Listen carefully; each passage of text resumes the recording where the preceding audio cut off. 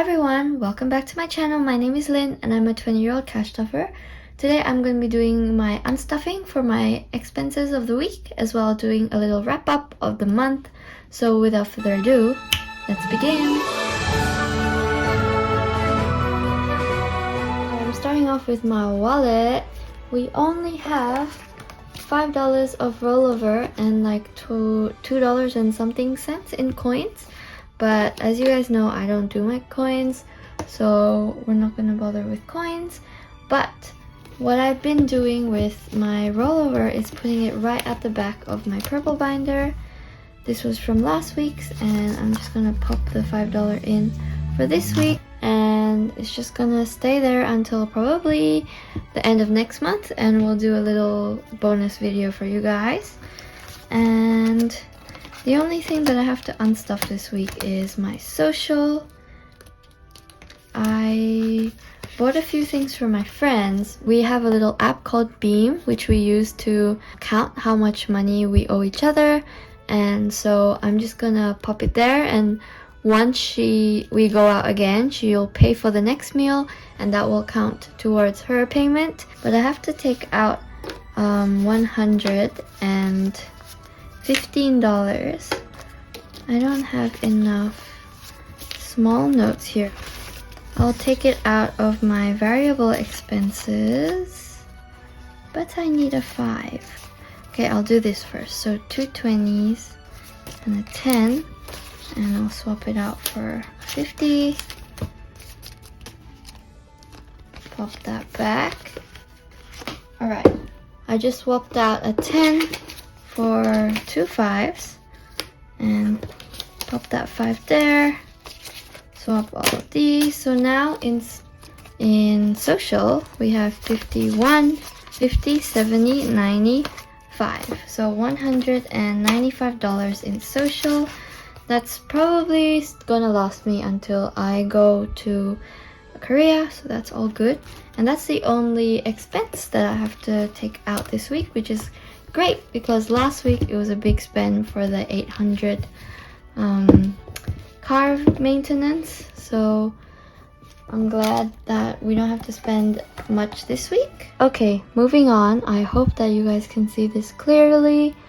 This is my end of month wrap up. Let's go through it together for February 2024.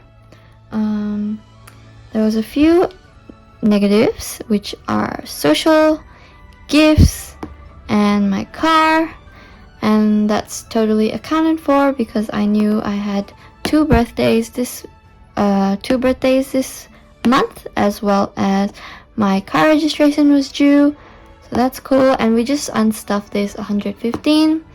That was an unaccounted expense, but that's okay because, you know, social activities always come up as we go.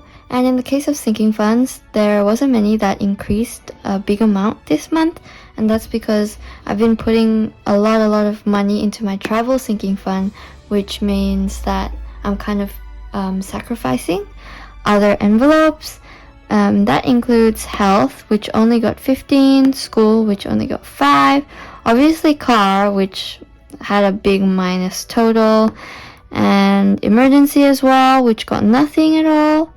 So that's something that I'll probably have to work on towards the end of March, because I go on holiday end of March, and so after I come back I can focus on other sinking funds that I haven't focused on very much.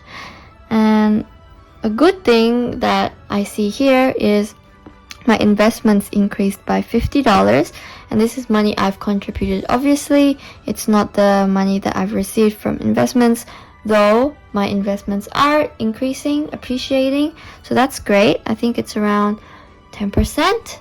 10% is the standard for the stock market, so that's all good. We're good with that.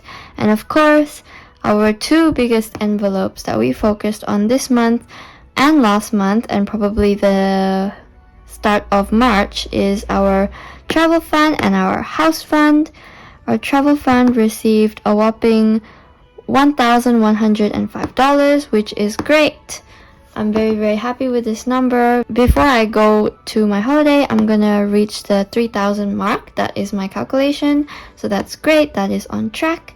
And for the house, I did my standard $200, which is super great, super amazing. Glad that I can save that extra money every week. And another notable one is probably moving. My moving envelope got $240, which is a pretty good number.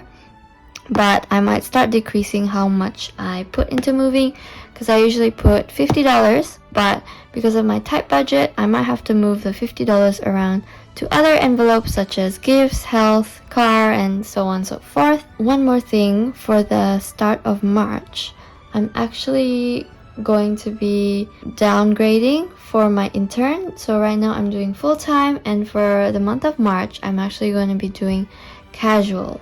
So only 3 days a week, but with casual loading. I'm not sure how much I will get because of that, but I have done a 1 month buffer for the money that I make. So my February income will actually be paid to me in March, because it's all saved up in my bank, because I do work casually, so I am used to putting more money into my bank and then spending it later, just as like a little buffer. So my February paycheck is sitting in my bank, and I'm gonna distribute it in March, which means that it's still gonna be my full-time paycheck of $750. However, starting from April, I'm no longer gonna have that $750, and instead I'm gonna use whatever that I get for my last month as an intern. And then afterwards, after April, we'll just have to see, as I'll probably look for more work with my casual jobs, get another job or something like that. Not too sure yet. I'm a little bit worried, and hoping that nothing bad will happen and I can hit my targets in time, but we'll just see how it goes. Go with the flow, don't stress too much. At least I am set up for March and April. So yeah, you'll see a little decrease in the amount I spend, especially since I just started uni, so there's not a lot of time to work, obviously, and not many businesses are looking to hire because it's one of the down periods of spending, and most people will probably start spending around Easter again. So maybe I'll find a job in Easter, but I'll probably still be in Japan and Korea, so I'm not too sure how the job hunting will go. But yeah, we'll just see how we go there. Yeah, there's a lot of stuff to consider. Hope it didn't stress you guys out. And that is the end of the video. Thank you so much for watching. Thank you for listening to me ramble about my life expenses and all of that. And thanks for joining me on my journey. Another month together. It will be my second month now on YouTube. So thank you so much for supporting me, you guys. And I'll see you in my cash stuffing video for March week 1. Bye!